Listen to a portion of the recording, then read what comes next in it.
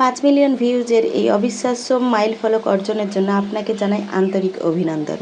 কালকে ছিল আর কি সুন্দর একটা সময়, যেখানে আমরা মন প্রাণ উজাড় করে নাইচে গাইনে কাটাবো। তো আলহামদুলিল্লাহ ভালোই কেটেছিল। কালকে আর কি সময়টা এত সুন্দর কাটেছিল যে কি আর কহবো। যাই, এখন আমরা কথায় আসি। আসসালামু আলাইকুম, সবাই কেমন আছেন? আমি তো মেলাই ভালো আছি, বুঝতেই পারছেন আর কথা টথা শুনে আমি কেমন আছি। আমি মেলাই ভালো আছি। তো গতকালকে হারা মনে করছিল যে আপাকে লিয়ে হারা একটু 5 মিলিয়ন সেলিব্রেশন গেলা করবো। এর লেগে আপাকে ভুক করে ডেকে লিয়েছিল যে আপা জি আপা দৌড়াইতে দৌড়াইতে আইসেন হারা শিশু পার্কে আপনার লেগে বসে আসি। আপা তো হারকে কথা শুনে আসতে তো চাইছিল না, কত কি কইহে বুঝিয়ে শুনিয়ে ভাইরাল হয়ে গেছে। তো তোর লেগে যে যেখানে সেখানে এখন যাইতে চাই না। তারপরে বুঝিয়ে শুনিয়ে পা হাত ধরে লিয়ে না না না, আপনি ছাড়া হারকে সেলিব্রেশন কিছুতেই হবে না, আপনাকে লাগবেই মানে লাগবেই, আপনি ছাড়া হারা ভাইরাল অসম্ভব। আপনি একটা ভাইরাল করেছেন মানে হারাকেও ভাইরাল করে দিতেই হবে, এটাই হইলো আপনার সাথে কথা।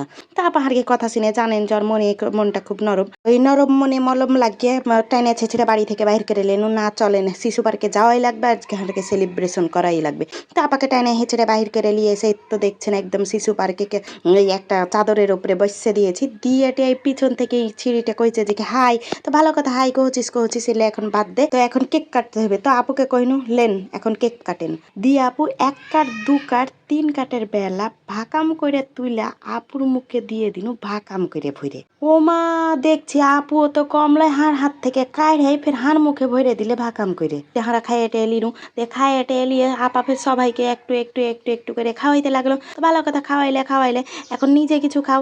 ও মা, নিজে কিছু খাওয়ার কথা কহেই না যে কেমন বেটি ছেলে যে এটারই আগে নিজে খাবে তারপর মানুষের কথা। তাই তো খাবে না শুনে একা পাওয়ার মুখে ফের দিলে ভরে যে কি না আজকে তোমাকেই কেক খাইতে হবে, আর কাহুরি কেক খাওয়ার দিন লাই শুধু তুমি আর তুমি ছাড়া কেক খাওয়ার আজ কেউ খাইতে পাবে না। তারপর সবার কথা শুনে 1 ভাগ 2 ভাগ 3 ভাগ করে কাটাকুটি কইরে সবার লেগে ফেরও ভাগ করতে লাগলো। তো এত কেক হারা খাবো কিসের লেগে, আজ আপাই কেক খাবে।